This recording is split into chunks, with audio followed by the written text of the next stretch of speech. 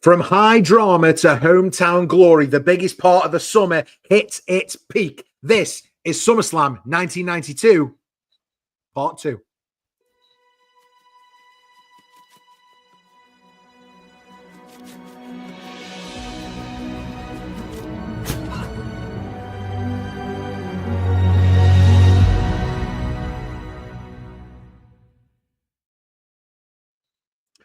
Hey, it's Scott Barrett, and you're back with the burning truth. And before I introduce the beardy weirdy himself, let me tell you, I love that graphic that's just been on. You know, how good is that graphic? It's supposed to be a bit of a homage to Bad Robot, but it's actually a bad toaster, and I really like that. Anyway, it's time to introduce the beardy weirdy himself. It's Mr. Matt Beards, everybody.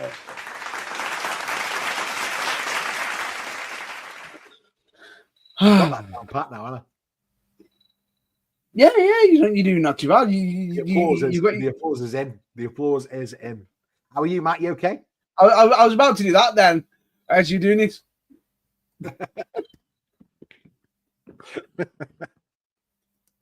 Fantastic. Are you ready for part 2 of SummerSlam 92? I'm already ready for part 2. Are you ready for part 2? But more importantly, how are you? I'm all right, you know, mate. I'm all right. Loads going on this week. I know it's taken us normally when we do a 2-part like this, we normally do it sort of the next day or the day after, but it's a few days apart this time. And I don't mind it because I feel like I needed to digest part 1 of SummerSlam. You know, we had Legion of Doom and Money Inc., Nails and Virgil, Michaels and Rick Martel, and then the dreaded Beverly Brothers versus the Natural Disasters match, which may or may not have caught me out in terms of the old nodding offness. And overall, let's say this: I am not going to blame the Natural Disasters for that. No, it's definitely the Beverly Brothers. But this second part, we got some huge matches: Crush versus Repo Man, which I think Crush is entering now as we get to where we are on the pause. Ultimate Warrior Randy Savage, Undertaker versus Kamala, Bret Hart British Bulldog. Some phenomenal bouts that we're going to watch, and I'm pretty excited about it, Matt Burns. Pretty excited. But before we do anything else, what I want to say is we're on the road to 1,000 subscribers on the channel. So please, if you're watching along live or you're watching this back, or if you are listening on the podcast, make sure you go back to our YouTube. You hit that subscribe button. It's free. Just subscribe. Then you'll know when all our videos are. And more importantly, if you hit the bell as well, you'll be notified whenever we are going live. And that's dead important because me and Matt Burns, we could go live anytime. So please make sure you smash that subscribe button, hit the like button, share the video to all your wrestling friends. We'll love you forever because that's what we do, Matt Burns. That we do. And the fact is, we're building a community and we want you part of that community. Absolutely. Absolutely. I think, Matt Burns, it's time you tell them how this whole watch-along thing works. Right. Let's get down to business, shall we? Time to get down to brass Texas.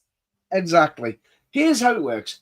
Get your SummerSlam 1992 ready on either Peacock, Netflix, DVD, or however you want to watch it, as long as it's legal. Keep it legal, guys. Keep it legal. Queue it up to at this exact time, which is 1 hour and 5 minutes. I believe that's where we got to the other night, yeah. Yeah, I believe Crush should just be entering. Yeah, Crush is on the ramp as I sit at 1 hour and 5 minutes. And when we count down, 3, 2, 1, play, hit play at the same time as us. From there, we'll guide you through every match with live reactions, insights, some classic wrestling trivia, and also talking about some of the modern stuff as well. Absolutely. We really want to get into talking a little bit about Naomi tonight, amongst other things, Matt Burns. That we do. I think you've done a really good job of explaining it there. So I'm just going to give everyone a second to either pause the video and go and start SummerSlam, or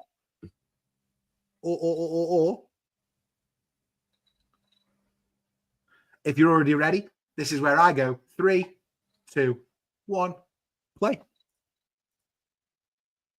And here comes Crush.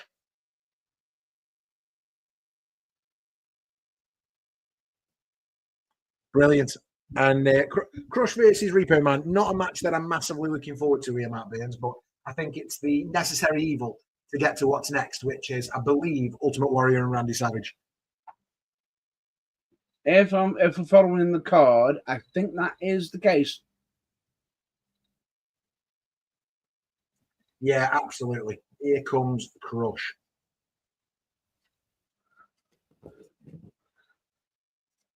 Now, and we've got Vince McMahon on commentary along with Bobby the Brain. Mm-hmm. I'm going to start us off, Matt Beans, with a question, as I always do. And my question right now is Repo Man one of WWE's most underrated gimmicks? Well, I'm pretty sure that we know where another YouTuber who'd probably agree with you, saying that the Repo Man is the greatest of all time. Maybe. That's all I need to do. I am going to warn you tonight, Matt Burns, as well. My internet is not fantastic. So if I drop off, you'll know what's happened. I'll try and keep things going if it does happen. The beauty of doing it online like this is you can carry on without me, which is good. So if I do get disconnected, we can carry on. That does. And again, if you're watching along live, get in the live chat and let us know what you think of the Repo Man. Repo Man. Repo Man.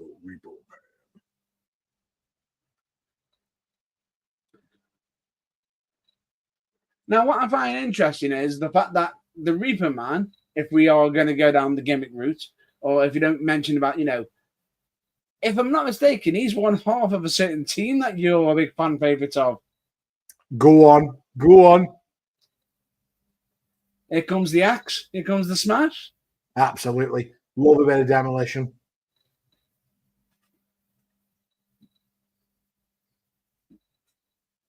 But right now, we know. Ooh. I will say, what are your thoughts on? Give me 2 seconds. You carry on. What are your the one question I wanted to also know is, what were your thoughts, people, on the wrestler Crush? Did you think he was a big deal? Should he have been? Do you think he was a big deal at the time? Should he have been a WWF champion? Was he a serious threat? Now, what I find so interesting right now, myself personally, is that while he was under the World Wrestling Federation, or WWE, he was known as Crush.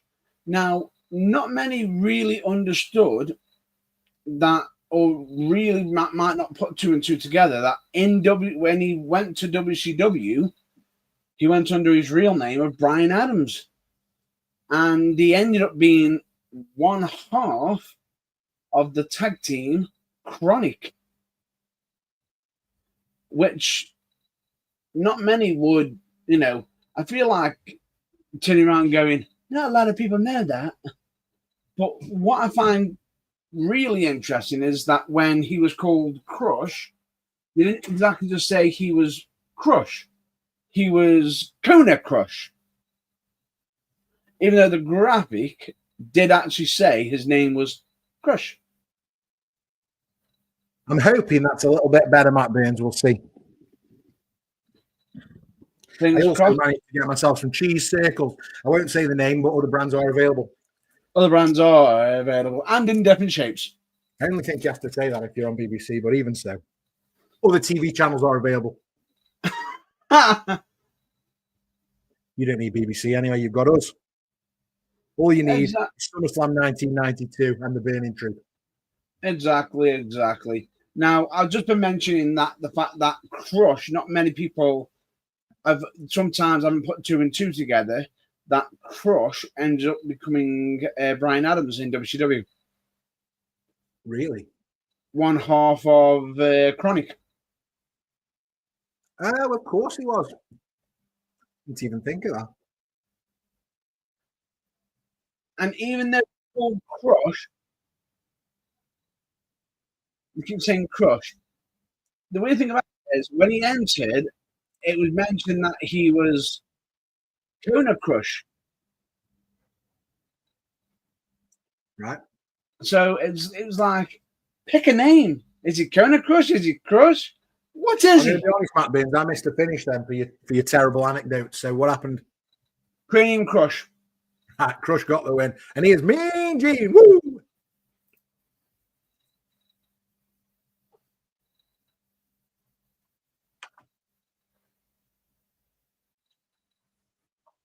And we're really building for this Ultimate Warrior Randy Savage match now, right? In fact, did you know I've got the best Randy Savage Hawaiian shirt you've ever seen? And I might just wear it to the pub on Friday night. Apparently, it's a Hawaiian shirt night. Unofficially.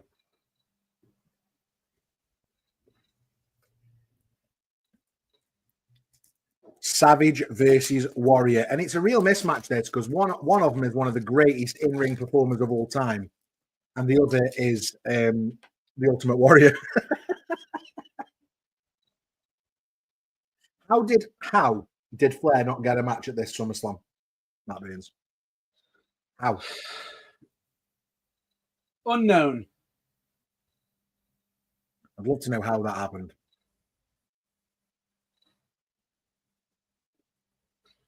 What's interesting right now is, I believe, if I'm not mistaken, that they're actually saying who. That took a while. That took a while. I forgot about that. That made me laugh. Flair's getting absolutely rinsed, and Mr. Perfect is too busy trying to deal with the belts. Just go, I need to fit this right.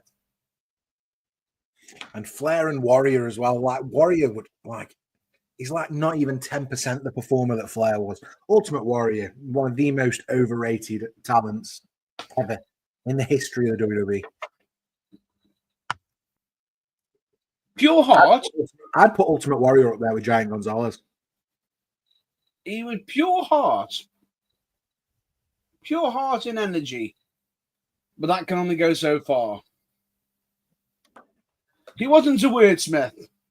No, absolutely not. Because as much as many people were fans of Ultimate Warrior, here's a question for you. Tell us an Ultimate Warrior promo. And have it make sense. Well, I couldn't tell you one that made sense. It was almost something like the moon is rising, and yeah, you know, it was literally just ridiculous.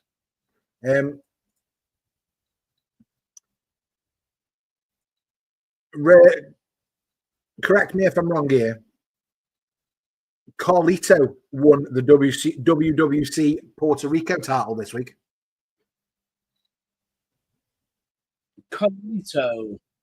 Yeah, so he's been released and then won the WWC Puerto Rico title straight after. And the reason I've remembered that is because I just picked an apple. And you wanted to be cool. That's what he says.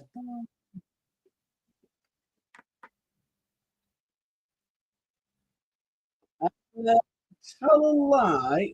Are you on about the WWC Puerto Rico Heavyweight Championship? That's exactly the title I'm talking about. Yeah, that's what I meant by the WWC Puerto Rico title. Yeah, that wasn't this week. It was then. It wasn't. It was on May 31st. All right, okay. Well, it's only just been broadcast where I am anyway.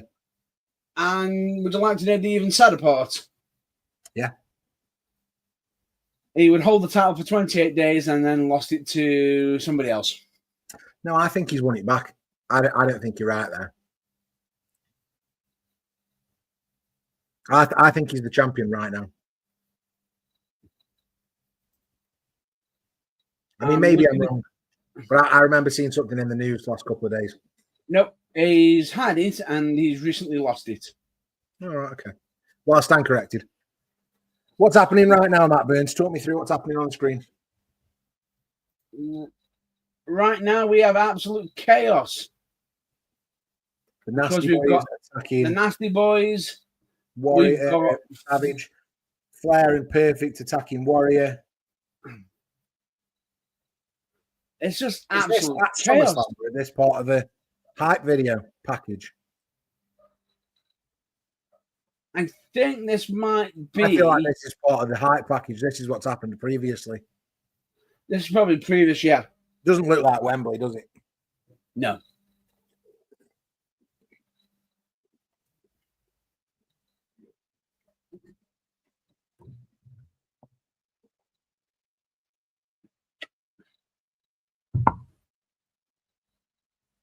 The real question is whose side are they on? Whose side's Mr. Perfect on? Well, nobody. He's on Flair's side, any. Let's be fair. Again, if you are watching along with us, please smash that subscribe button. Get yourself in the live chat. We want to know what you think. My first question, actually, because it's unfair to ask Savage or Warrior who's the best wrestler, because we know it's Randy Savage. But the question I do have, Matt Burns, is Savage or Warrior, who's the best promo? Savage. Can you work? Savage. I don't even need to even think about it. Savage was absolutely phenomenal on the mic. He was that good. Bear in mind, he even starred in Spider-Man. Yeah. Bonesaw. I got you for wasn't better than Warrior, though, because Warrior was so intense. Kids loved him. You know, WrestleMania 6, when Warrior beat Hogan, it was a moment, wasn't it? It was a moment, and he has got high energy. But promos, wordsmith-wise, no, I disagree that Warrior was a wordsmith, because he snarled, said random words, said about taking planes and diving it into Hulkamania and everything from the area of unknown. And here he comes. Here comes the Warrior.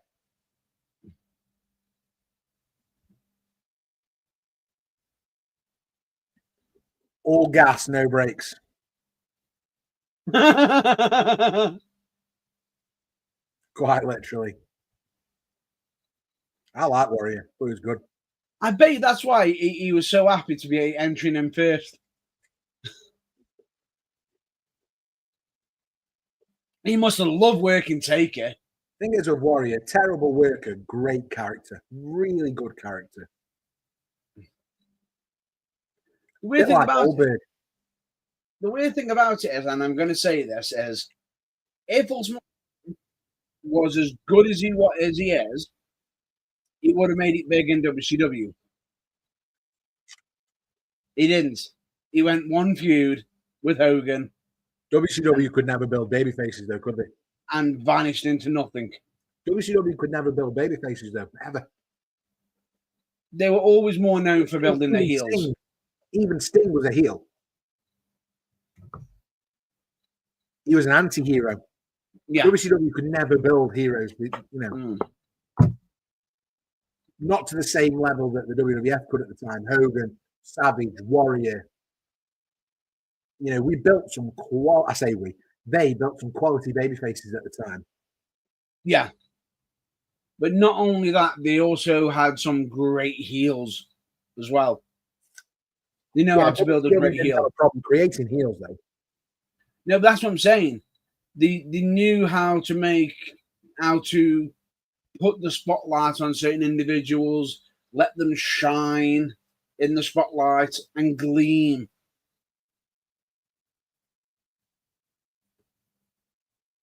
They always were able to hide the negatives and elevate the positive. Yeah, 100%. Do you know what? It feels like a main event, this does, Matt Burns.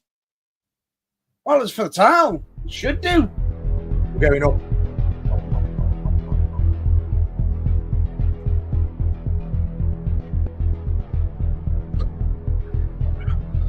Right now, he's probably stood there thinking, keep stalling it, Savage. I'm getting me energy. Keep stalling.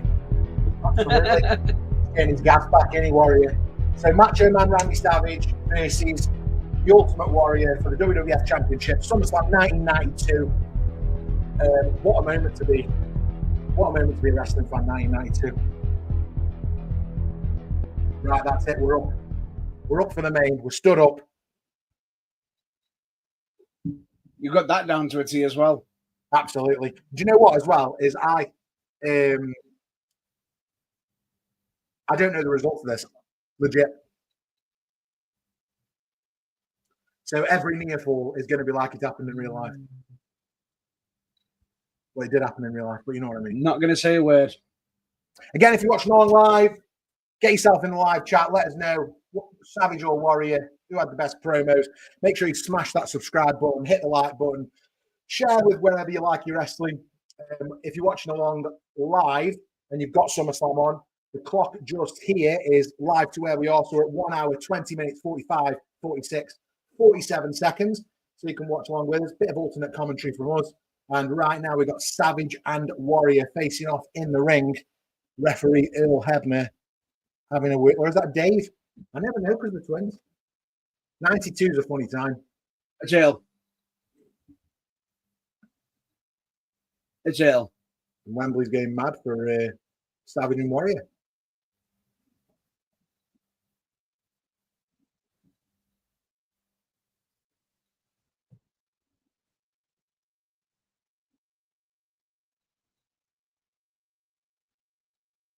Big handshake from Savage and Warrior here. Is he going to go for it?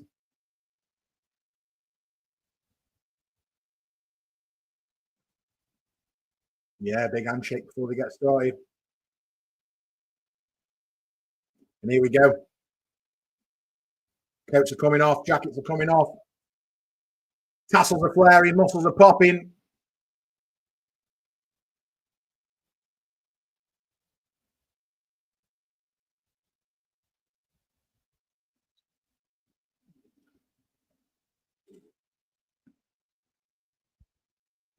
Getting text telling me 2 beautiful women are watching us tonight, not being so anything could be happening.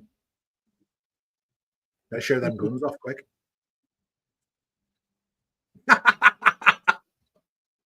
Did you see that then? Funny, mate. Funny. But yeah, here we go. Here we go. Savage, man, taken way too soon. Collar and elbow tie up against the ropes. Savage releases.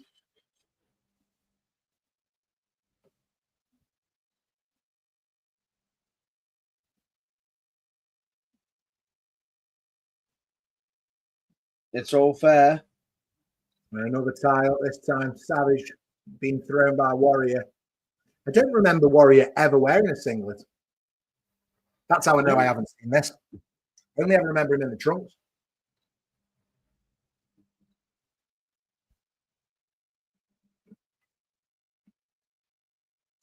So 1992, mate, we have watched WrestleMania earlier on in the year. What was the WrestleMania number that we watched back in April, May? So I'm just trying to get certain things lined up.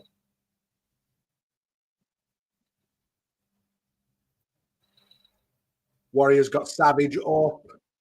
Going to drop him in the atomic drop. And that's how you bump from an atomic drop. People don't bump from atomic drops anymore, Matt Baines. They just hold the arse like they've taken a bloody knee up there. And now an inverted. Manhattan drop. Boom. Was that another good bump from Savage early on in the match. Count him if you got him. Hey? Count him if you got him. Yeah, what was the WrestleMania we watched earlier on in the year? No one knows it all. Just trying to think of where we are in the timeline. Oh, you mean what? Yeah. 6, 7, 8. WrestleMania 8. Okay. It was WrestleMania 8. Just 8. Yeah, 8. Because it was Sid and Hogan. Sid and Hogan, yeah. Flair and Savage for the title, wasn't Yeah. it? 2 count there for Savage. No chin lock. You know why it's putting in the chin lock, don't you? Because Warrior's all gas and it breaks. Just push, Warrior. Just push. And these babyface versus babyface matches are always quite difficult, aren't they? But I like this one because they're at a foreign crowd, so you're just going to pick your favorite and have a good time anyway. You know, the great thing about this match not being the main as well is that it's a good attraction, and the crowd will be so hot anyway. It doesn't matter which way they go. Because you go back to the US and you put them both in different programs, probably with Flair and Perfect, and all of a sudden they're both baby faces again. They're both the number one baby face. You can blame it on the crowd, can't you? The weird thing about it is, I'm actually looking at the next event for after this one. Survivor Series, maybe. Yes, it is. And it's very weird. We did say on Sunday when we started this, though, WWF's in a right transition at this point. You know, we get into 1993 and we're looking at the new generation. That happens very, very quickly. You know, Flair's out the door in a heartbeat towards the end of 92. And back over on WCW doing Flair for the Gold. That's not the biggest surprise though, with the Survivor Series of 1992. Why? What is? The poster is shocking. I'll have a quick look. Survivor Series 92. The reason why, there's something wrong with the poster.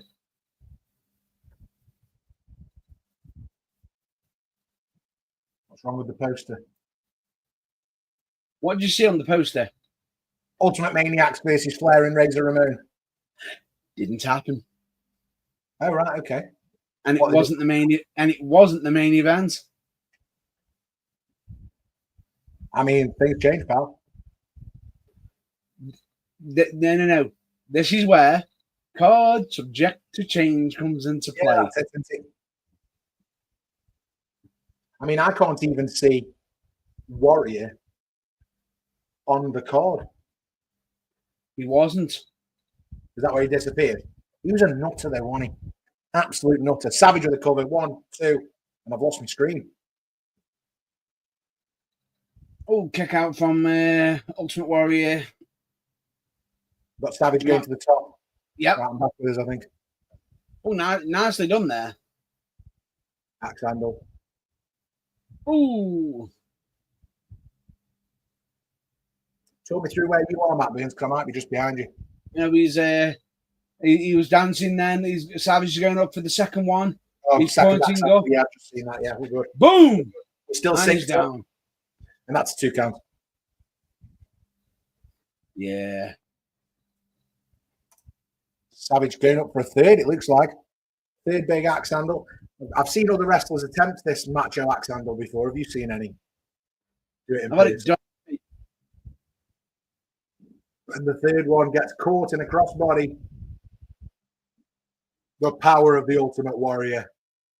Credit where credit is due. That takes a lot of strength and a lot of. He was on so much gas though, Matt Burns. No, it takes a lot of strength, but it also takes balance. Yeah, because you can have the strength. If you lose your balance on your feet, that's it. You're gone. Big right hand from Warrior. And he was known to throw a couple of potatoes, wasn't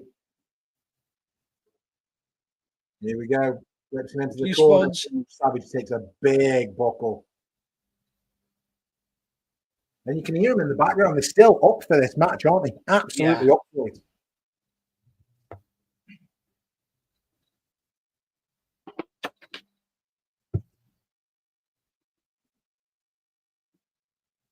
This is where it was unique because with this match, they are both doing, it's a face versus face, but they're both being aggressive.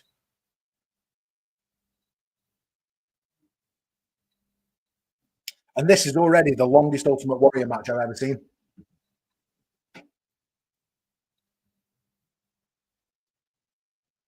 Is it? There's a bear hug. Straight back down. That's a waste, that is. You could have milked that for a while. It's another one of these baby bells. Other brands are available. Again, I'm going to ask the question one more time. Savage or Warrior, who had the better promos? Get it in the live chat. Let us know what you think. If it makes you subscribe, comment. Hey, subscribe. Free to do. Just hit the button, guys. Subscribe to the channel, like the video, share it with your wrestling friends, building a community. We're on the road to 1,000 subscribers. Do you know what I mean? Do us a favor. Help us out. Roll up. Small package. Kick out from Warrior.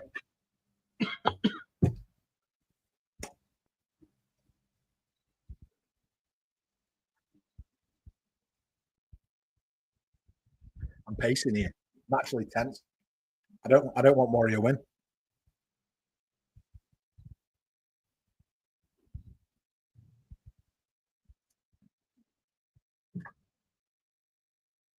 Loads left.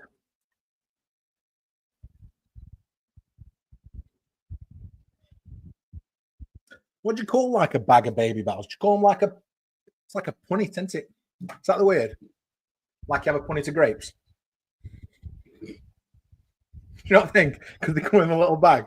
A bag of baby bells? And don't you shake your baby bells?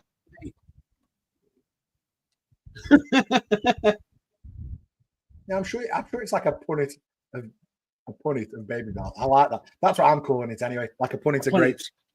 Punnet of baby bells. Loads left. Don't know why she's so worried.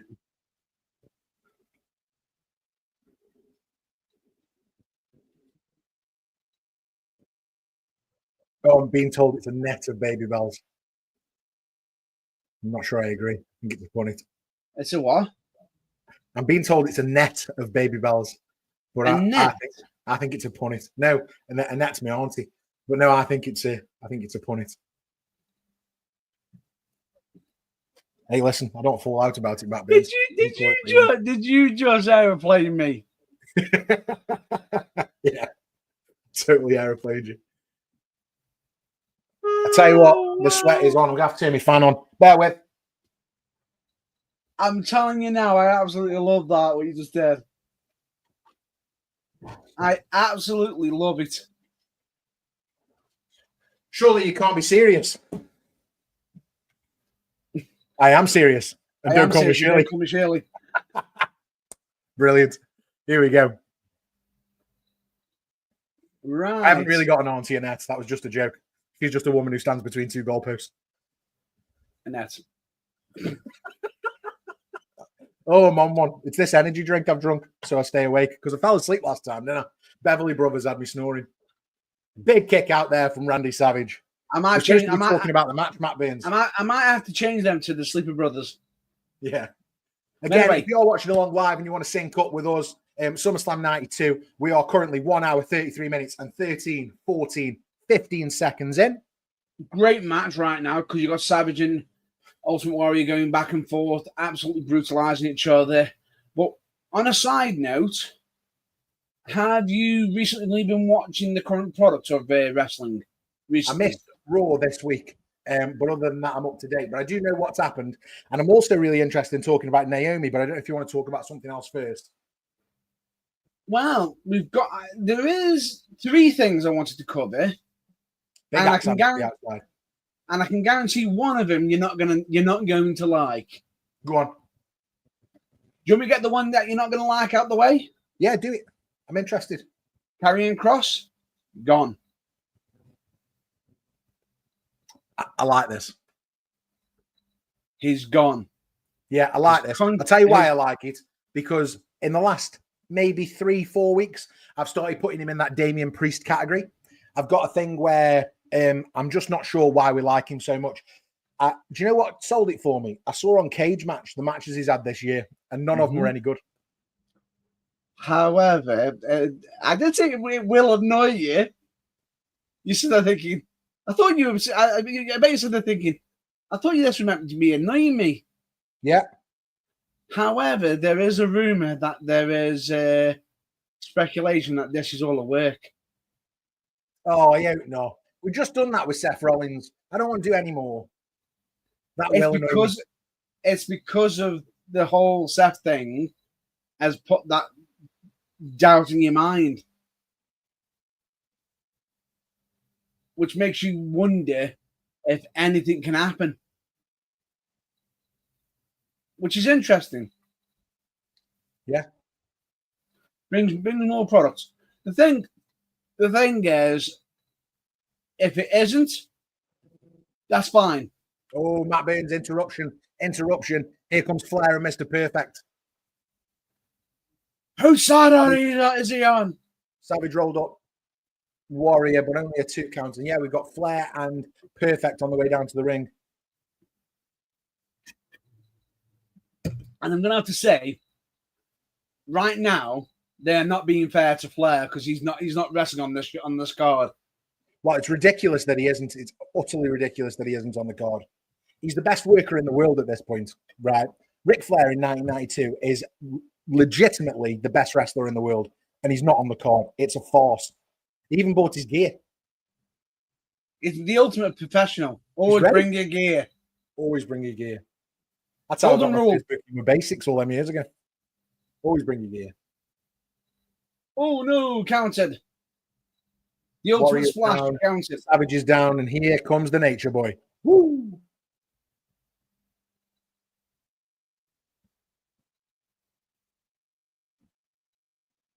And this is already the longest Ultimate Warrior match I've ever seen. I mean, this match started. Is that a rope break? Started at 17, and now we're at 36. Do you know how long this match goes on for? Well, this is already 20 minutes. This is by far the longest Savage match I've ever, the longest Warrior match I've ever seen. They must have been really stuck for time. Stuck for time? Yeah, they must have been telling them stretch out. Either that or Savage was just doing what he wanted. And probably morning, a bit like what happened on the first night of Raw and Netflix. Yeah. With Chris Parks going, "Take it home, guys." Absolutely. My favorite thing to say in a tag match on the apron, that is, "Take it home, guys." However, I will say this. Have you seen Unreal? No, I still haven't watched any of it. I will, though, because I've seen some clips now, and I think it looks very, very good. It is good. I will say it makes Chris Parks look really, really wholesome and everything. Yeah. Makes him look really wholesome because, Abyss is absolutely awesome. Yeah, nice guy. And and if anyone does not know the heart of God, that is William Regal. I've seen the clip of that. You know exactly what I'm about, don't you? I've seen the clip of that, yeah. So, yeah, do you know what? How many episodes have you watched? All of them. You've watched them all. Maybe, how many is there? 6 episodes? Yeah. Maybe if I watch the first 3, then we'll do a bit of a review on the first 3. And then if I watch the second 3, we can do a review of the second 3 as well. Maybe we can do them as specials. That'd be good. Yeah. Because we've got no PLE next week, have we? I think the next PLE is the week after. Next week? No. We've got no PLE, but we're busy. Yeah, Clash in Paris is in a few weeks, isn't it? Yes, it is, but I believe that we're busy. Oh, yeah, we'll be busy, yeah. I mean, for predictions. I was on about local business. Yeah. Well, talking about your local business, Matt Burns, well, we're on here. Get some promoting done. Come on. Why not? Because next week on the 23rd of August at Crew Coppenhall, UKWA will be in action. Yeah, that's Coppenhall Working Men's Club in Crewe. If you're in the Crewe area, get yourself down there. Loads of great UK talent on schedule, including the debut of a tag team, Matt Burns, that we're very excited about. The Burning Truth coming to Coppenhall Working Men's Club as the Hammer Slammers. Go on. Get your pogs ready. Get ready to be a slamming. That's it. You know what? Where's Wally going? Second row. Going all the way up. Savage just getting to his feet. Hebner's down. And Savage gets hit with his own axe handle. but the ref's down. There's no count. Warrior doesn't understand. He can't count for himself. Here comes the ref. 1. Didn't know he can count. 2. And here comes But the it kick woke out. him up. Oh, kick out.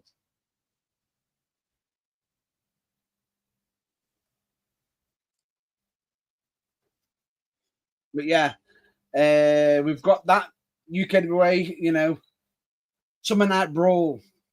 Summer Night Brawl. Yeah, what are some of the other matches on the card, Matt Baines? I've seen loads getting announced. Well, to be honest with you, they are all announced now. They've all been revealed. Well, give us some highlights, and that's the ref down again, this time out of the ring. Just some highlights.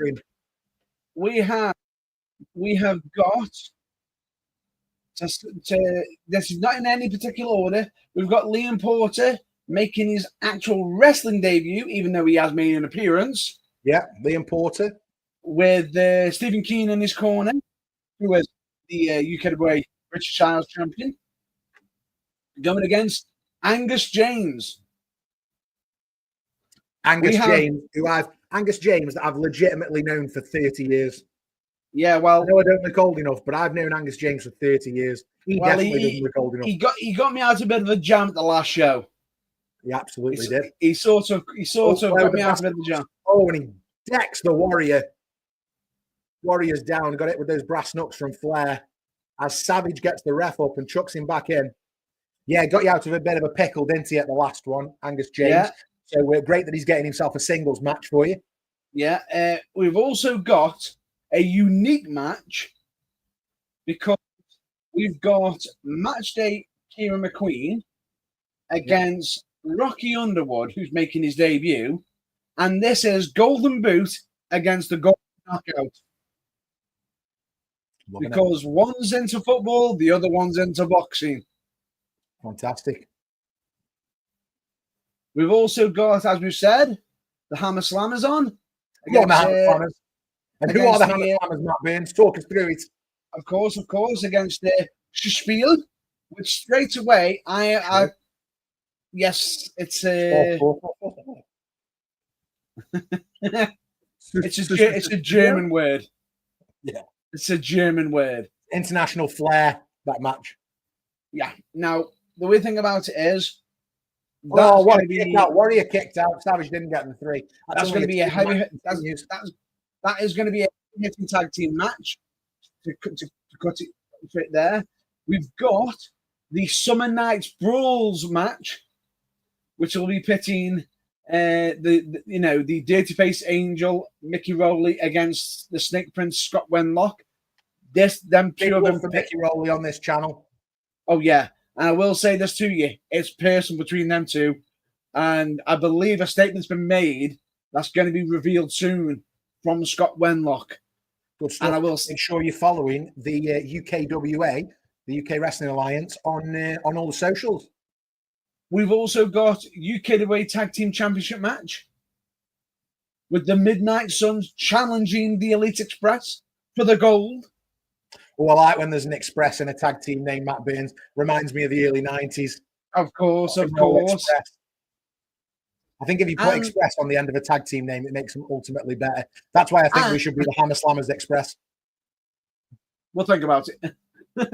I am going to say this.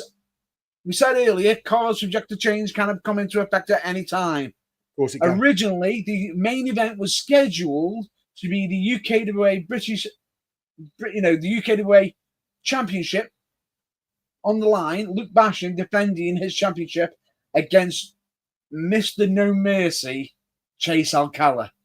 Yeah, I know a thing or two about him. Oh yeah, and he has got no mercy, has he?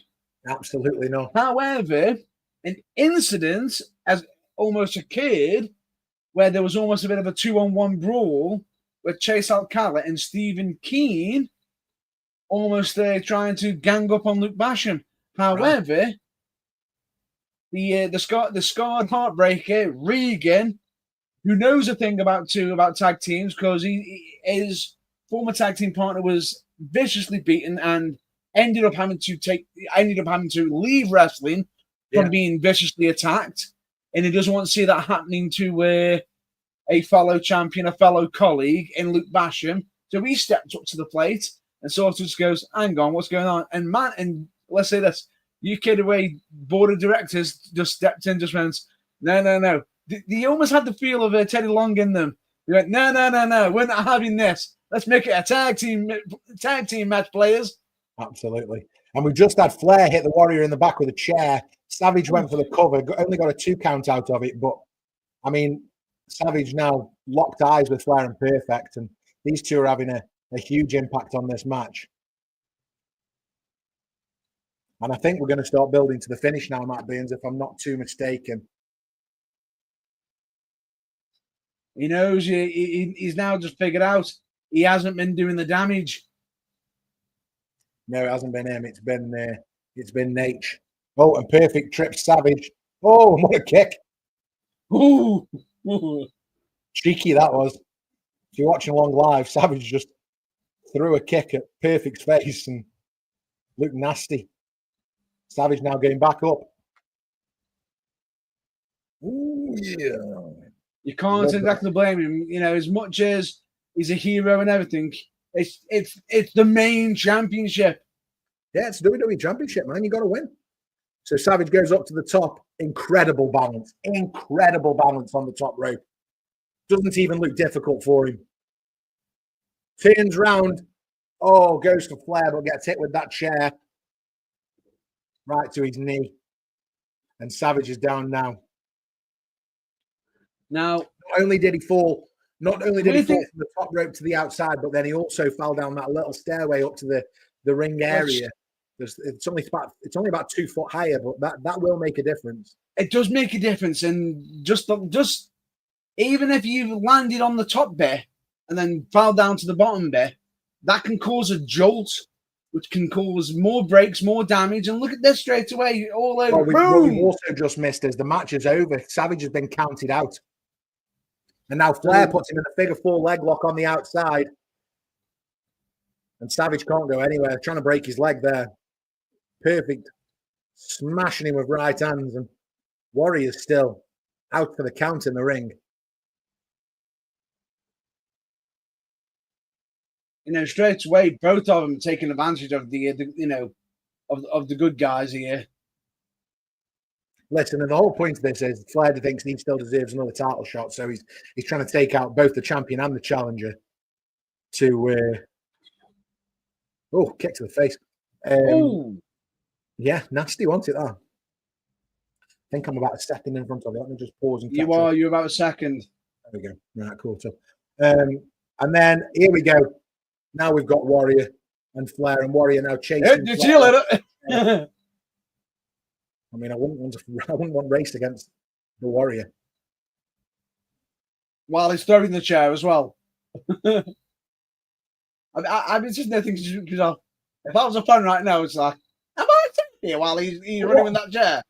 But what we've done here successfully, Matt Beans, is we've done a face versus face match in Wembley Stadium for the WWF Championship, where the title won't have changed hands because it was count out. Yep. We've had a schmoz finish. We've had Flair and Perfect on the show, and I don't think anybody loses from this. It just sort of continues the story.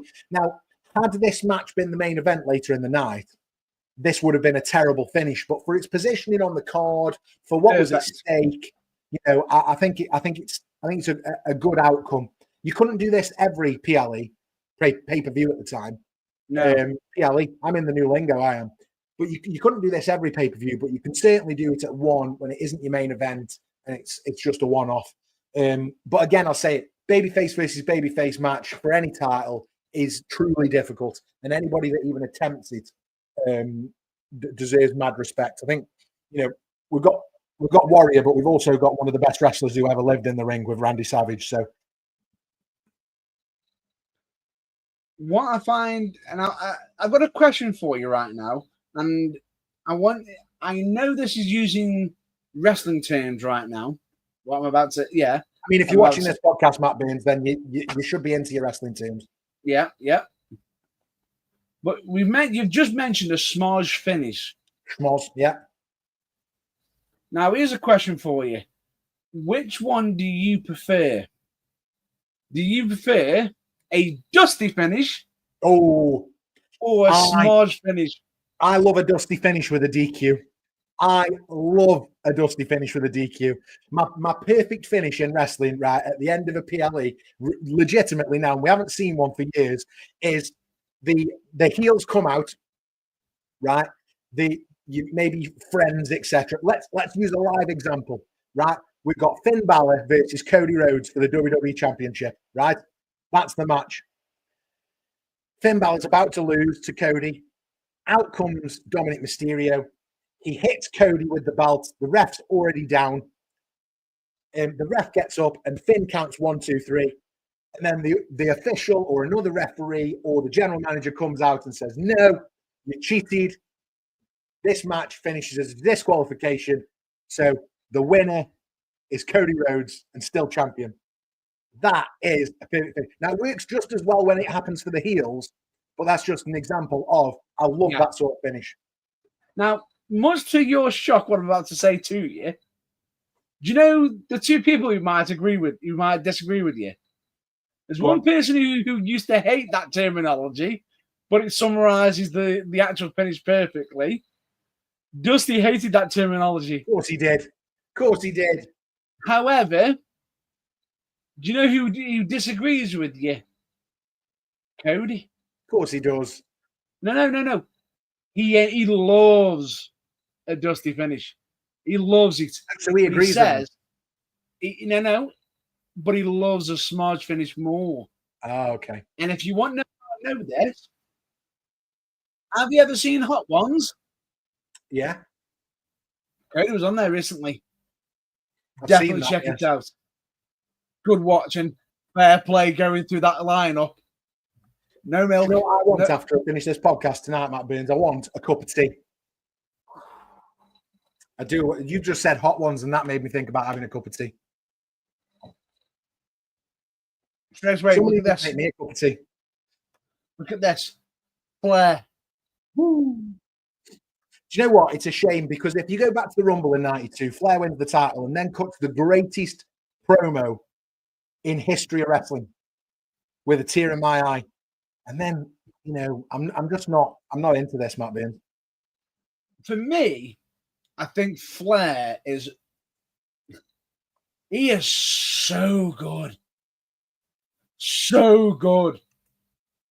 And he could be joyful, disrespectful, angry, vicious. He's got that range of emotions when it comes to a promo.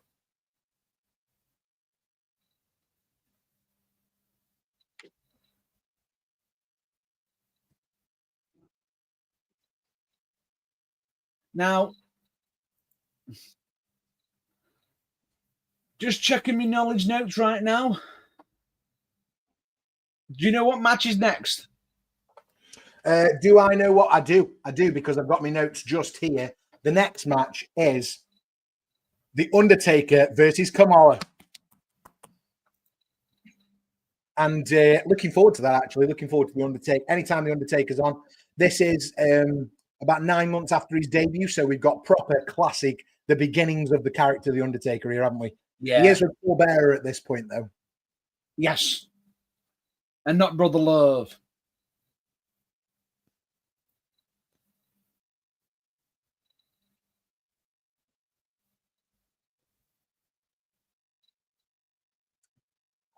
Harvey Whippleman, here he is.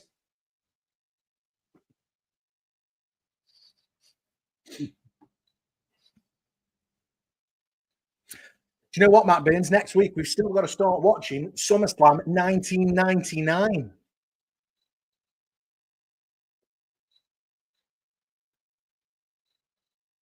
No. I've just found something out that's quite interesting.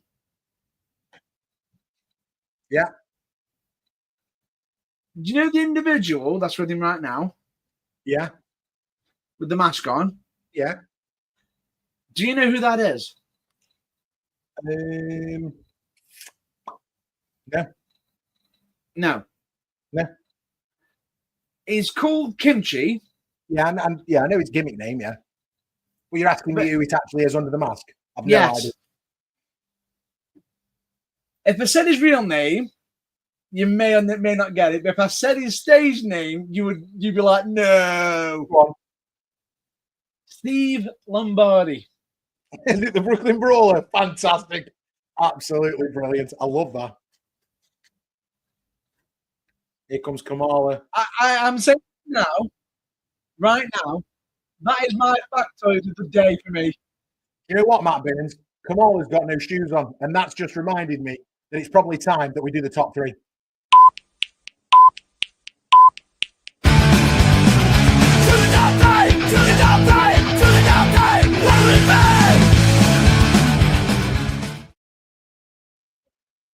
Right, Matt Burns, I want to know your top three barefoot wrestlers. Go. No time to think. Get on with it. Kamala, Speedball Mike Bailey, and what was his name? My brain's just gone blank. Go time out. Matt Riddle. Oh, well done, Matt Riddle. I can't believe you didn't go for Umaga or Jimmy Superfly Snooker. Umaga's barefooted. Yeah, of course he was. That was on a speed base. Come on. Barefoot and a big thumb. Well done for your top three, Matt Burns. That was the top three.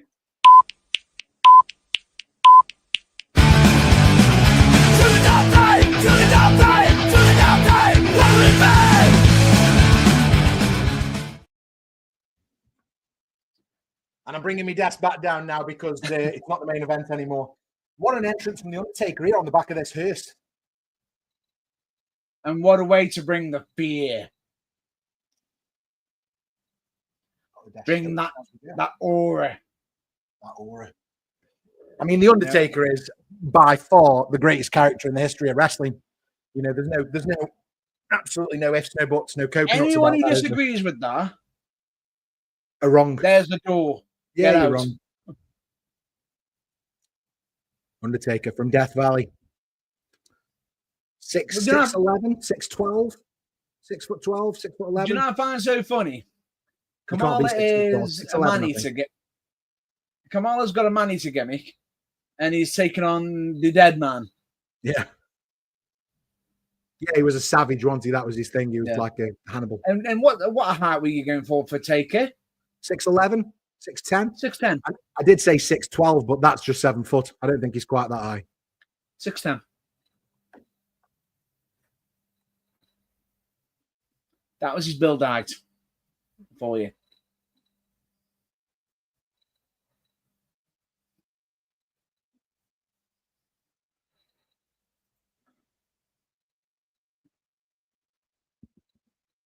Oh, we've got some strikes here. Got some what? Some great strikes. One thing I will say is, why am I behind? Are they actually? You're behind, I think. Oh, I'm well behind. How's that happened? Catch up now. 21, 22. I'm just going to say right now, a lot of people sit there and say how they go into the wrestling business. Oh, I want to learn this cool move. I want to learn that cool move. Do you know one of the fundamental basics that I think that is important to learn? Striking. In the wrestling business. Do you know what? Do you want to be totally honest with you now? I've got a theory on this. And I'm probably, do you know what? Wrestling's evolved over the years. And I've probably got a really old school mentality on this. But I don't like baby faces using punches. And I say that as a Stone Cold Steve Austin fan, right? But I don't like baby faces using punches. And because, you know, old school wrestling, it's supposed to be open hand. It's supposed to be open palm strikes. So I'm not a big fan of baby faces punching still for that reason. Call me a traditionalist. Oh, down goes Taker. But yeah, I totally agree with you that I think you should, that it should be. If you notice, I used the word strikes. I never said punches. Yeah. But yeah, I'm a big fan of an open palm strike. I tell you, you did it better than anybody else. And you may disagree with me here, but the open palm strike, I think The Rock absolutely perfected it during his run. Oh, yeah.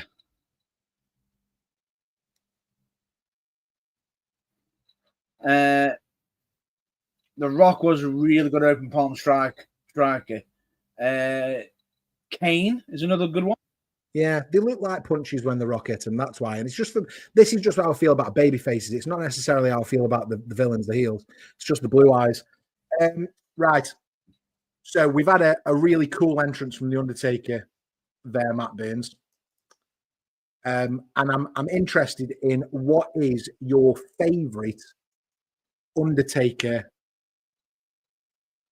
Is it working? Now, what is your favourite Undertaker entrance? That's the question I have for you right now. And for anybody else that's watching on live, want to get in the live chat, it'll let you live chat as soon as you hit that subscribe button. So please subscribe, like the video, do all the good stuff. We'll love you forever. It's all free to do. Which one was the WrestleMania where you had all like the mist and all the like the hands are trying to grab him. Oh, yeah. That was really cool, wasn't it? I think that was WrestleMania 29. Let me just chat out. WrestleMania 29 Undertaker entrance. That is a really good one. Yeah, it is. Yeah, WrestleMania 29 against CM Punk. But yeah, it was very cool. Very, very cool. Automatic disqualification.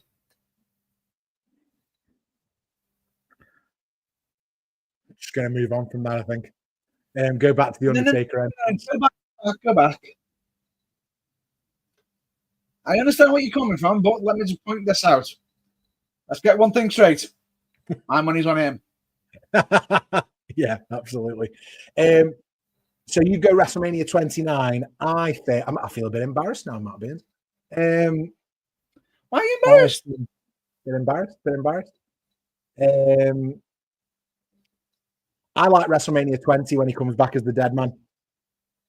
Oh, it's a good one. It's a callback to 14 with the fire on the stakes and the lift and walk through. And it's such a cool entrance. The return of Paul Bearer as well. Yeah, really cool. Yeah.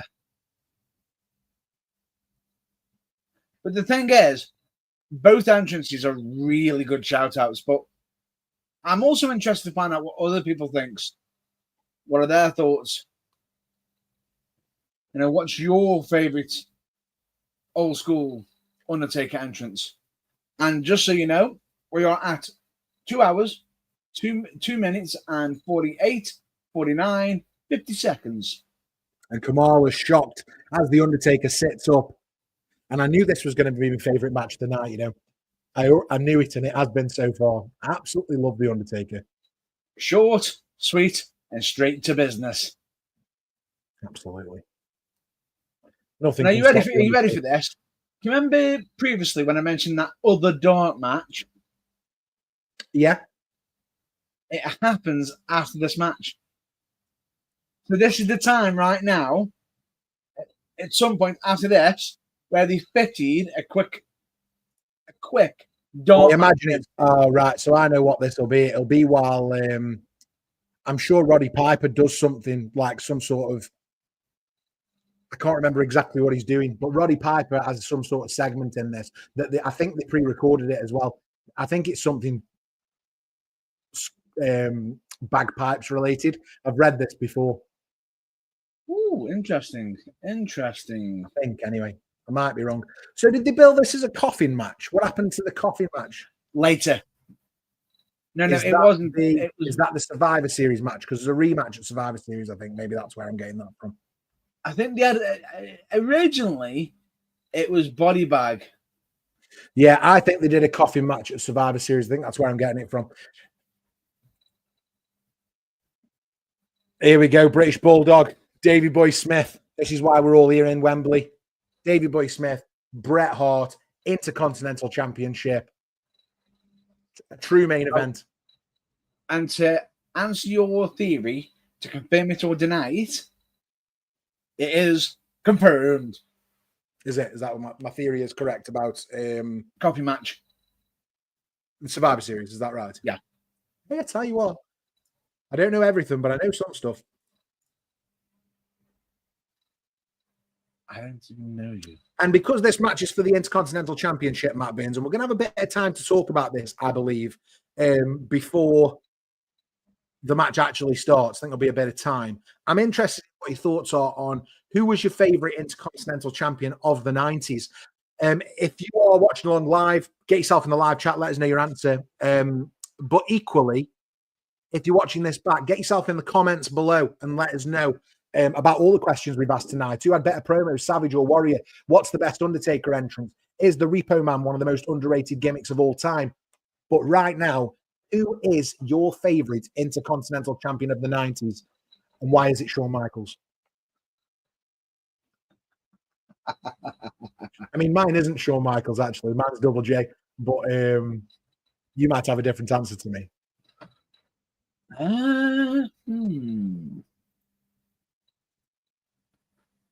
I'm just trying to remember who was the champion during the 90s. So many good champions, because if you go right back to the start of the 90s, I'm sure Randy Savage is still the champion. Well, at the start of the year, it was actually vacated in the 90s. When it went into the 90s. Do you know who the first champion of the 90s was? Go on. Mr. Perfect. Good Intercontinental Champion. But there's loads more that we haven't thought about. Scott Hall, Triple H, The Rock, Stone Cold Steve Austin, Bret Hart, Razor Ramon. Diesel, Razor. Yeah, so Double J. So many names. Dean Douglas, even though it was very less than a day. Yeah, Gold Dust, Road Dogg. Mark Merrow, Hunter Hearst Helmsley. Owen. Oh, Owen. Rock. Shamrock. Val Venus, Road Dogg. Do you know if you think back to when we watched SummerSlam, Roddy Piper. Yeah, Roddy Piper was one. D'Lo. Marty Jannetty. China. And do you know who China in '99? Good shout. The Godfather, Jeff Jarrett. D'Lo. Do you know who just fits in just before the 2000s? Oh, well, Mr. Y2J himself. Yeah. Potentially the greatest Intercontinental Champion of all time, Chris Jericho. Yeah. Certainly has the most reigns, doesn't he? Is that right? Yes, most reigns. Most reigns is Intercontinental. Most reigns. But I'm not going to go for Chris Jericho.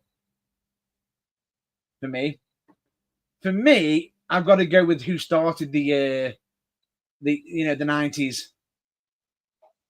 I've got to go for Mr. Perfect. I've been caught on an ad, so I'm going to have to catch up in a minute. But if you are watching along live with us, we're currently at 2 hours, 8 minutes, and 3, 4, 5 seconds as we get into main event time. And if we get into main event time, Matt Baines, you know what that means? Of course. But right now we've got bagpipes. And I'm missing the bagpipes. You're missing the bagpipes. And what I find so funny is right now, while this is happening, there's actually a match going on, and they're not cutting to the ring deliberately. Yeah. Because do you know what match is happening right now? You told me. Yeah. No, I don't. But you did tell me. It's Tatanka versus the Berserker. Yeah. I mean, what's your favorite Berserker match, Matt Baines? I think we'll be all right missing that. The real question is, do you know what his finisher was? The Berserker.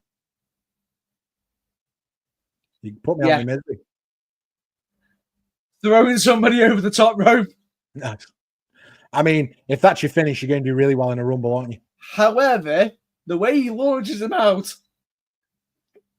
I would not just make sure you're synced up with us as well, Matt Baines. I am now 2 hours, 9 minutes, and 12, 13, 14 seconds.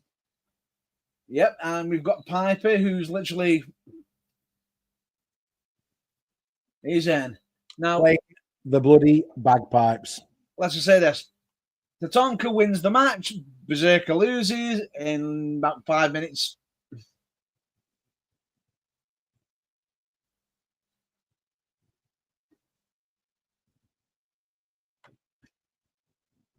I mean, he's having a good go at them bagpipes and he's killed. The only thing I still find weird right now is Vince's commentator voice. Do you know what? I said this the other day, didn't I? I'm not a fan of Vince as a commentator at all. I can't get over it now. He tries to talk too much, and it doesn't sound right. Like he sounds like he's shouting, doesn't he? What? Yeah, he doesn't sound right, does it? Speak normal. Yeah. Well, yeah. There's the bagpipes. Well done, Roddy. I mean, that's a way to get him on the show, I suppose. Did you hear that then from Bobby the Brain? Jones applauded him. He might do an encore.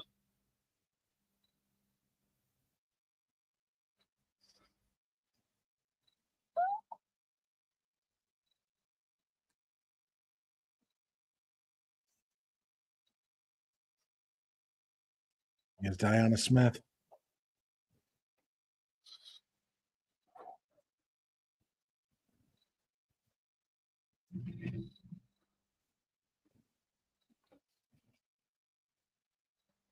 Just a little bit.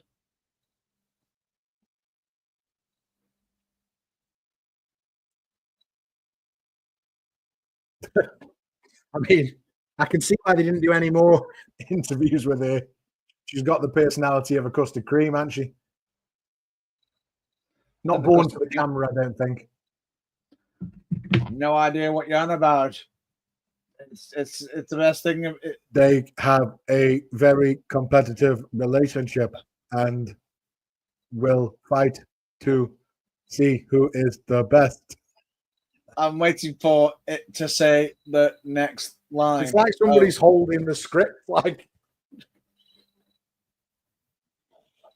is that why he's doing it? Who's going to win? Your brother or your husband? I mean, you always choose your husband, don't you? How could you choose anyone else? Your brother will get over it. Your husband will resent you for the rest of your life. Even if you don't believe it, you've got to say it. Surely. Maybe I'm wrong. I mean, to be fair, they've scripted this terribly for her. I find it funny on how they keep zooming in on when she's talking like it's like quick read the script, and then just pulling it back when it's coming back.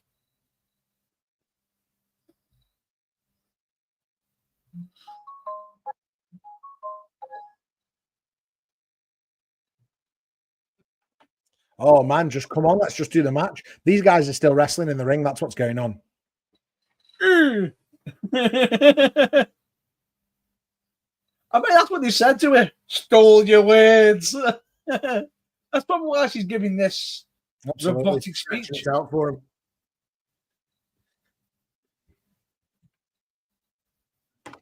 Intercontinental Championship match. Here we go.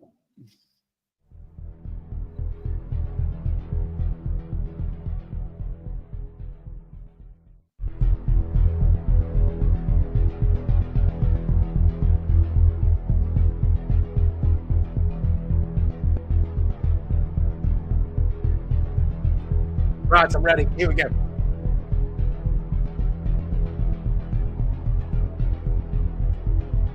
Lennox Lewis.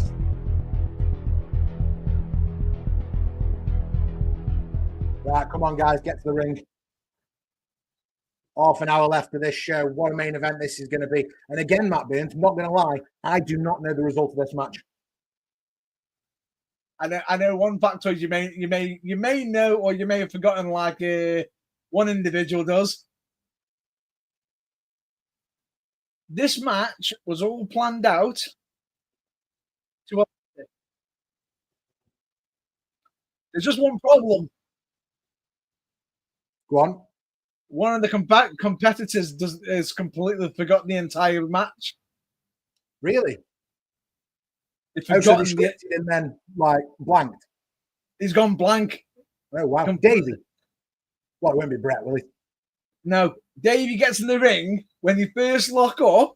He literally goes to Bret. I've forgotten the entire match. Do you know what though? He's in his home country. It's his first big. They're at Wembley Stadium, the biggest. But stadium in the country at the time. But Bret did not sit there and chastise him for forgetting. It was like, he's in a moment right now. Absolutely. He's in his Absolutely. home. He's in his home country right now. My kids have got this figure. It comes with the flag attached. That's what I mean. So good. It's Here a comes moment. Bret. Ooh. Not a fan of Bret Hart. Whiny bitch Bret Hart is. No. This is good, Bret. We're not at bitter Bret yet. I can't get on board with Bret Hart. Did you hear that? Bitter Bret. We're not at bitter Bret yet. I just can't get on board with him at all now. He's ruined it for me. I never liked him anyway.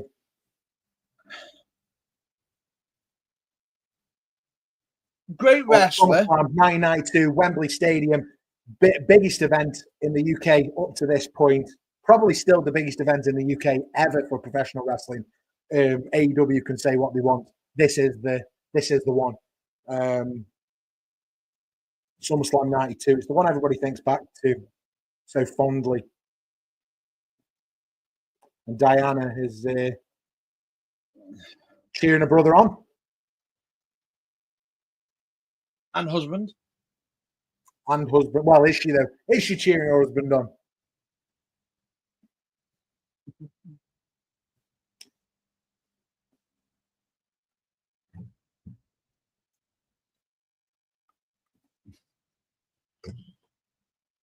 I beg to differ, Vince.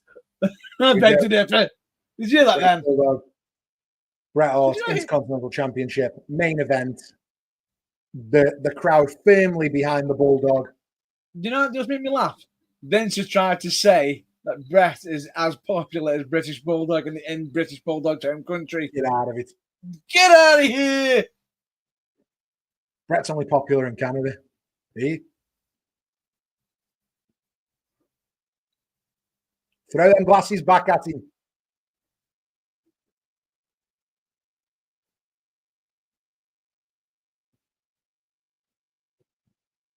He almost did a high five back, almost left him hanging. Didn't want him. Come on now. Bulldog and Bret. Do you think the kid would have been more excited if you got a dread off the Bulldog? Yeah, probably. Wasn't even there. That's my best Bulldog impression. Because I'm bizarre. Right there and then, he just told him. Actually born in Goulburn, which is like Wigan, Manchester-y sort of way. There you go. Always announced from Manchester, England, the Bulldog. But it is Wigan, really. You know what I find so good about this match? What? Like the fact that I just informed that one of them has forgot the entire match, and they still put on the barn burner that they have. Yeah, absolutely. Obviously met Diana while he was training in Calgary at the Hart Dungeon with Bret, Owen, and obviously Stu Hart, his trainer and mentor. That bump there is absolutely insane. Yeah. Bulldog, same as me, debuted professional wrestling at 15 in the UK before moving to Canada and obviously continuing his training there. Formed the tag team, the British Bulldogs, with his cousin, the Dynamite Kid, Tom Billington. Were the WWF Tag Team Champions in 1986. So looking, 4, 5, 6 years prior to this, Tag Team Champions with the Dynamite Kid. 78,000 fans in attendance for this Intercontinental Championship match. 78,000 people who went to watch wrestling in Wembley.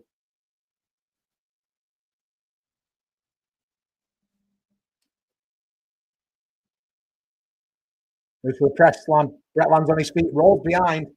Bulldog kicks out. And small package. Bulldog kicks out again. Straight back up. And headlock takedown by Bret Hart on Bulldog, just to slow it down ever so slightly. Are you ready for an interesting factoid right now? I'd love one. Did you know that the British Bulldogs, they were both called that together? Yeah. Do you know why Dynamite Kid didn't call himself a British Bulldog? Go on. Because the British Bulldog, Davey Boy Smith, acquired the copyright of the British Bulldog. Ah, okay. Because of it, he could not use it without paying him royalties. Which is why you went with the Dynamite Kid. No, he was always the Dynamite He's Kid. always the Dynamite Kid. Okay, great. The idea being is, I think he was hoping to be the British Bulldog Dynamite Kid. Now, you've seen this before, Matt Burns, I take it. Yeah, this is my first watch. But Yes. would this be in your top 10 of WWF matches of all time? It's a classic. I know we we're 35. It's a years classic, after but this, I don't think it is a classic, but a part of me feels like you might get upset with how it finishes. But at the same time, I think it's rightfully in with the finish of how it happens. Do you know what's really interesting about this? The last time Bulldog was probably wrestling in the UK, not including, WWF tours, would have probably been maybe World of Sport or something similar to that. So if you think about his past wrestling, maybe he was never featured on World of Sport. Maybe he was just wrestling on the independent scene in the UK at the time. But No, he was on World of Sport. if you think about that, going from World of Sport, smoky, dingy, filmed productions, to the WWF in 1992, which at the time was head and shoulders for production value over anybody else who was even trying it. AWA, WCW, the whole lot just looked weak compared to this. And if you think about the production that's going on here, they've just had Roddy Piper doing a frigging Yeah. help me out. Bagpipe solo, for God's sake. Oh, here we go. Crucifix pin by Bulldog. 2 count and Bret kicks out. And Davey now taking the arm back down, straight into a hammerlock. And we're doing some proper wrestling because we're going to let it build. And you can even see in the background of the screen there, Matt Beans. I don't know if you picked up on that, but not only is every single fan who's watching completely engaged, but even all the security have come out. All the stewards have come out to watch this match because it meant that much. We've got our guy.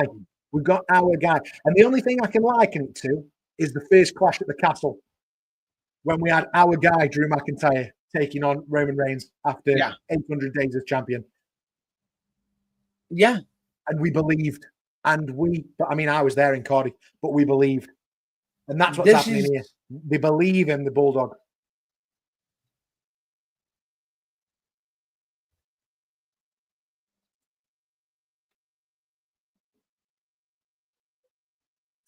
I've got 3 trivia questions for you, Matt Burns. You ready? What? I don't think I've got one for trivia. Have I got one for trivia? No. What a shame. I thought I might have an intro video for trivia, but I haven't. True or false? The British Bulldog once defeated Vader in a match inside a dog kennel.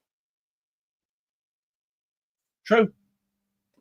Uncensored 1996 WCW, though I'm going to say it wasn't exactly a classic. No, it wasn't. You're right. It was. What about this one? Guess the year. Ready? Davey Boy Smith wrestled the Ultimate Warrior in a tag match in the WWF. Guess the year.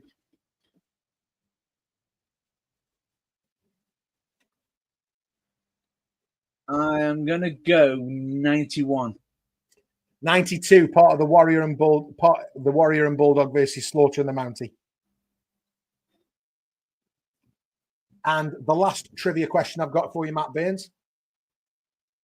Name the title. Bulldog won this championship in WCW in 1993. So a year after this, he wins a title in WCW. What was it? You've got me thinking now. Is it the only tag team title he won? Pardon? Was it the only one he won? The only title he won in WCW in 93.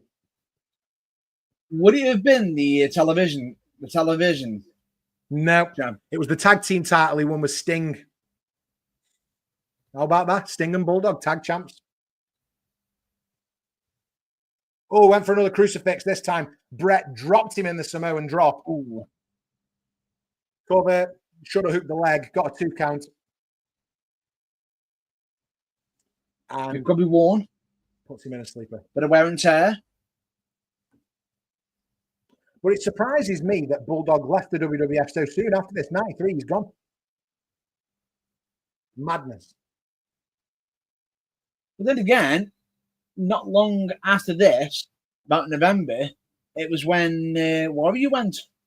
Yeah. Because of disputes. Disputes. That he didn't want to be a heel. He didn't want his merchandise to be tanked. He wanted his royalty. Wrestling in this match, Matt Burns, which What? is making me want to ask a different question for the live chat, the comments below. Again, make sure you subscribe, make sure you're answering the questions as we go. This one is, and I'll ask you first, Matt Burns, do you prefer technical wrestling clinics like this, or do you prefer a wild brawl? It depends. It depends on the mood and the atmosphere. Just to give everyone a bit of info, we've got about 20 minutes left on this stream. We're currently at 2 hours, 26 minutes and 26 seconds if you're watching along. That's really tough because they both, I'd say, just as important. What do you prefer, though? For storyline, Bulldog, on the Bulldog. right? For storyline purposes, wild brawls. Really? Simply because usually when it's a wild brawl, it's personal. Someone's done something vindictively. It's vicious. It should be all out. Where if it's a wrestling clinic, it's more of a respect thing, more of a truce, more of a face and face. Oh, Matt Burns, you know what? That makes me think about it's time that we go back to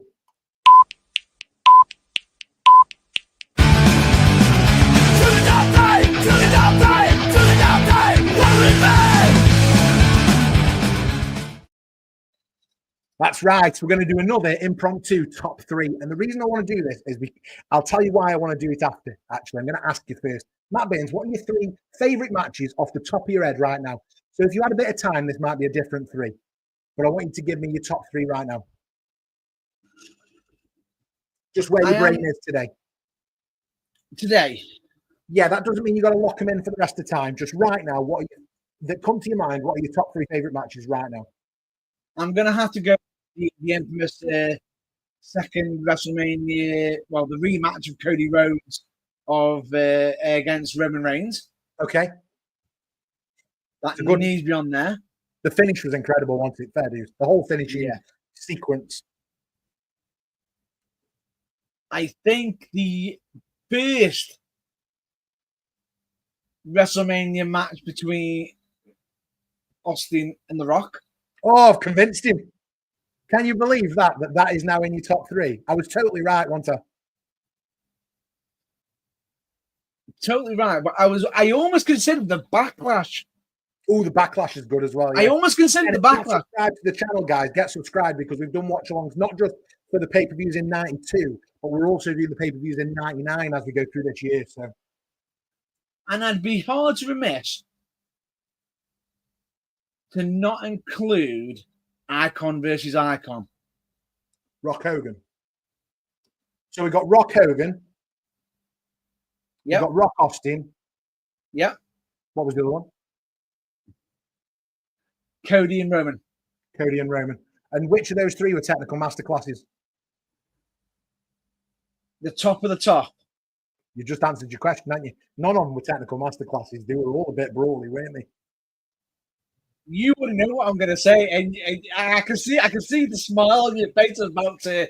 Do you prefer technical wrestling clinics like this or wild brawls? Well, we've just answered that question. Matt Burns prefers wild brawls, and that was another really quick impromptu top 3.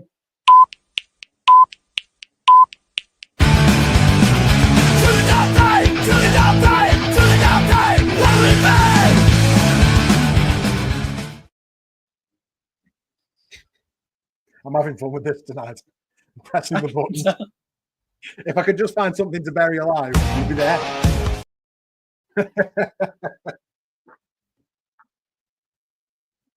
Bret with a European uppercut on Bulldog and then a big right hand.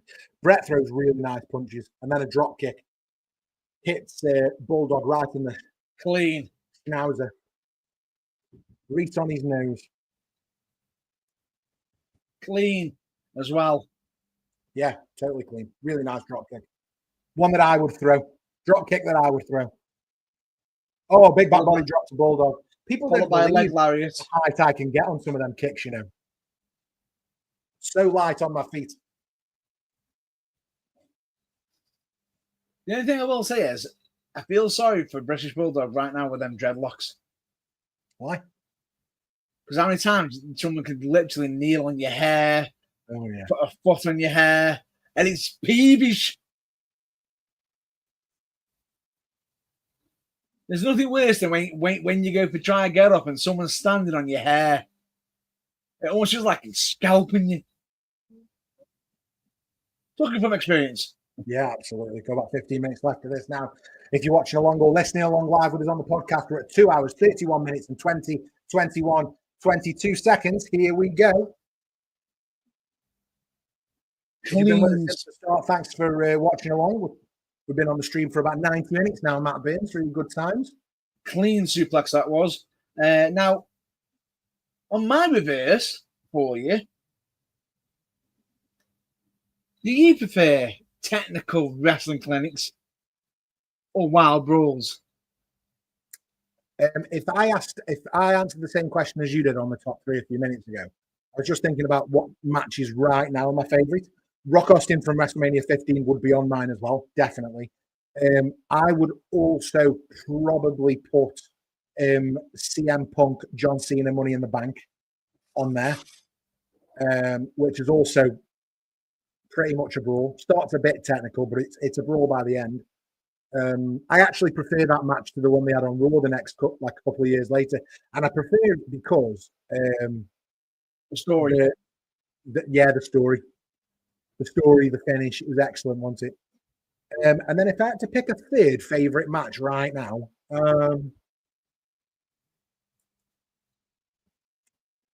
I might go TLC 2 at WrestleMania 17. So that's just off the top of my head. So, and they're all brawls. They're all brawls. You know what I mean? So wild brawls maybe are more important, Matt Burns, because when there's stakes, when there's personal issues, which is when wrestling's at its best. If there's a personal issue, wrestling is best because it feels real. Then they're the best matches. This fly. It's nice seeing a technical match. It really is. But when it's personal, fists start to fly. Absolutely. It's so often in my house tonight, Matt Burns. What was that? It's so often in my house tonight. I can relate to you. I can relate. Bret Hart with another big right hand to the Bulldog. I've enjoyed this, so far. Oh, and Bret puts Bulldog in a sleeper. Great, Ducks the right hand as Bulldog catches Bulldog on the swivel and puts him in that sleeper hold. Very nice. Technically sound. It's ND. I can say something nice about Bret Hart here. You ready? Go on. I like his boots. That's all I've got. The only nice thing I can say about Bret Hart right now. I thought you were going to say you like the fact that he was one of the very few people who wore pink. No, I'm not too bothered about that. I do like, do you know what? Some of Bret Hart's moveset's really nice, though. I'm a big fan of the Russian leg sweep as well. It's an underutilized move in 2025, the Russian leg sweep. It's almost a forgotten move. Do you know what I find weird? That he almost had gold gear. Yeah.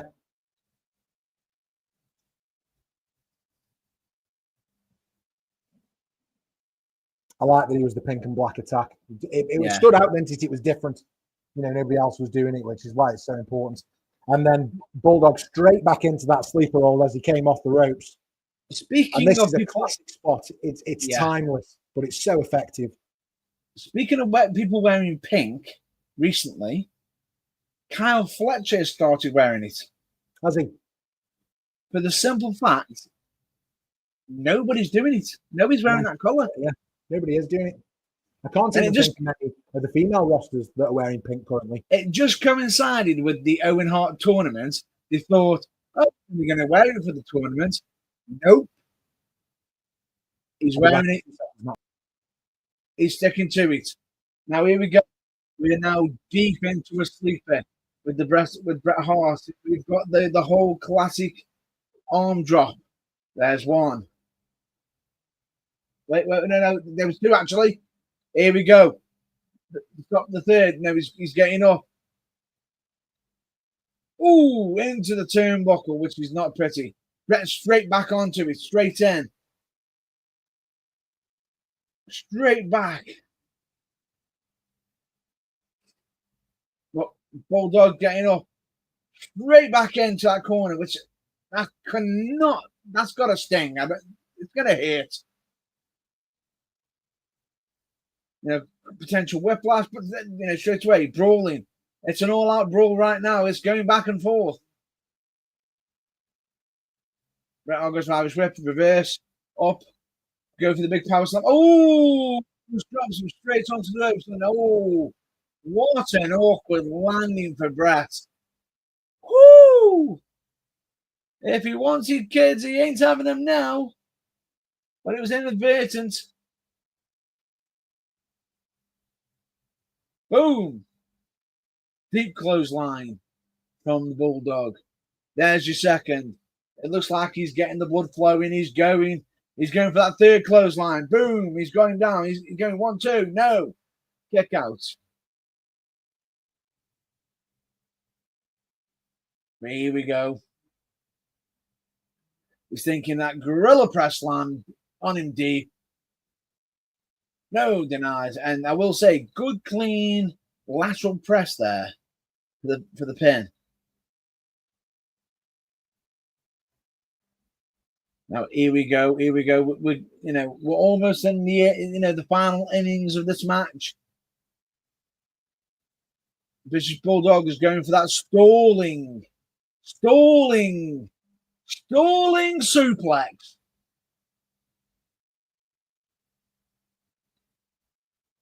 Go spin no side. Fair play to be able to hit this deep into the match. Because they're going to be one straight into the sternum.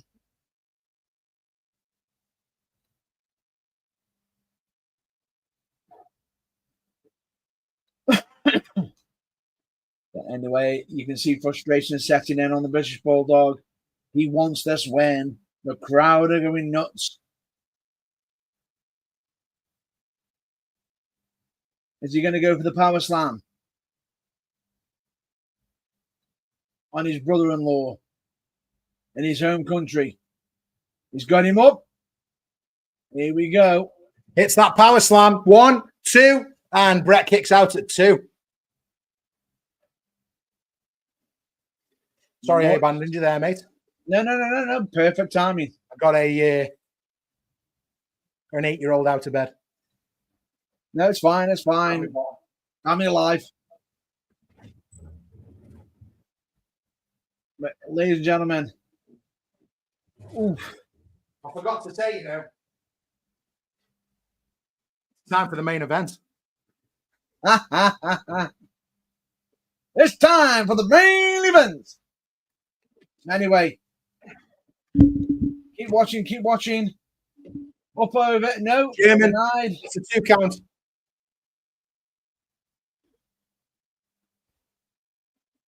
That bridge off the German, though, fabulous when you can do that. Put that German on and land on the top of your head and bridge that neck and back for the cover. Beautiful.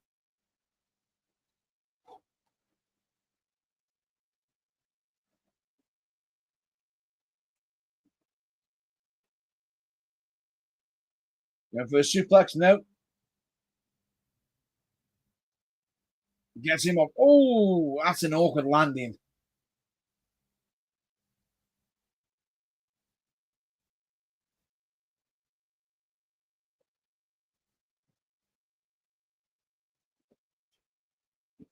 1, 2, and another kick out from Bret. You. You know how this match ends? No idea. I couldn't even tell you who wins. I don't know the finish.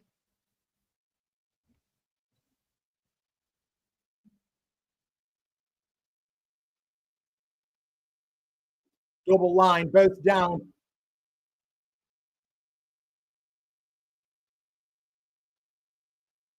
What a maneuver. What a maneuver. We are getting deep now. As I said earlier, we are deep into the final innings of this match.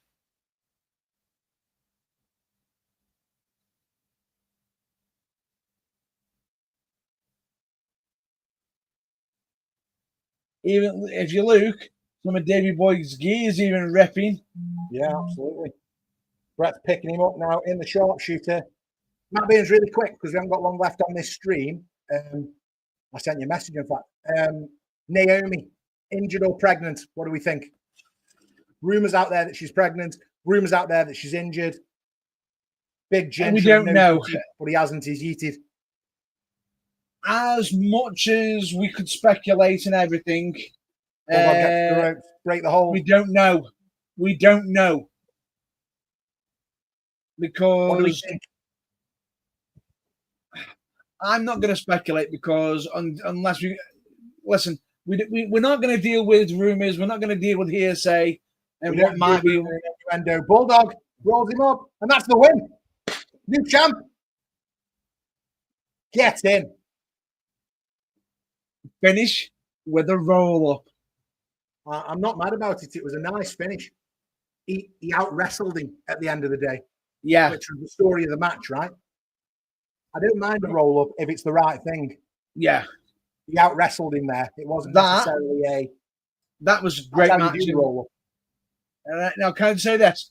Bears of mine, as I said earlier, he'd forgotten the entire match. Yeah, well, I mean, Bret's good enough to have talked him through it, isn't it? But straight away, that just goes to show both credit to them both. Great match, great 25-minute championship, 25 plus minute match, right there and then. As for Naomi, we're not gonna. We only want to be dealing with cold hard facts, so I'm gonna say let's wait and find out what's going on. Right. Well, let me give you my thoughts on that then. Let's be honest, Bret Hart is never going to stop telling us how great he is. But watching this match, with that in mind, I do think he noticed a few things. Bulldog was supposedly blown up, or like you said, he forgot the spots. But Bret does like to make a hero out of himself in every story, so we'll take that with a pinch of salt.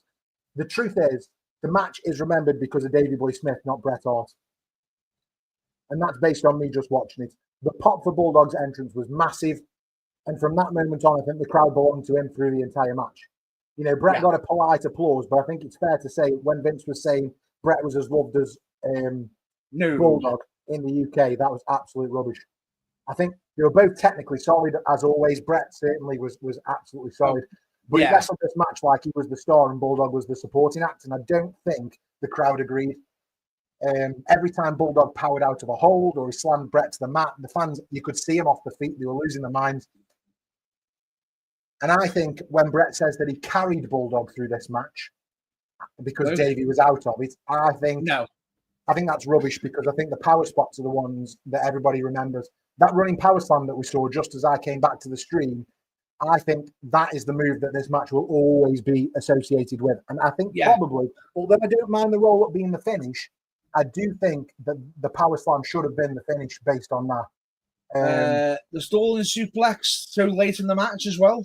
Yeah, absolutely. You know, Bret then having to shake his hand. I feel like doing this right now and holding his hand up in the air, he's almost trying to figure out right now how he's going to spin this for the next 30 years and tell everybody how brilliant he is. Now, I think a great moment for UK wrestling.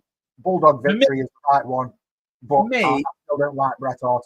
Yeah, for me, as much as Bulldog might have forgotten his spots, he was still ready for them. He still did them. He still did them well. I'll tell you what we can do. Let's give this match a rating out of 5 bangers. Just this match. Hey, 5. Would you give it 5? I'm going to give it 4 bangers. I think that he could have given Bulldog a bit more. I think a bit selfish in that maybe. But the difference is who's come out with the victory. Yeah, absolutely. And everybody will always remember Bulldog. But I mean, Bret should get out of the ring now. Bulldog should just be celebrating with his wife and in front of the fans. Thing is, I know what you're saying, but Bulldog might be sitting there saying, just stay there. Yeah, maybe. But anyway, that's where I land on it. So 4 bangers for me. What would you give SummerSlam 92 as an overall, Matt Burns? We've watched 2 nights of it now. Nice touch with the fireworks. Me personally, I think it's a great event. It's a really good event. What? How many bangers? 4 bangers. I think I'm in agreement. 4 bangers seems fair. The Beverly Brothers match was the low point because I fell asleep. The rest of it really strong. Undertaker, Kamala, brilliant. I enjoyed Warrior and Savage for what it was. Yeah, Ric Flair should have been on the card. Should have been. Bret and Davey with the right winner at the end of the night. Yeah, I think. Yeah, how can you complain about that? British Bulldog gets the win.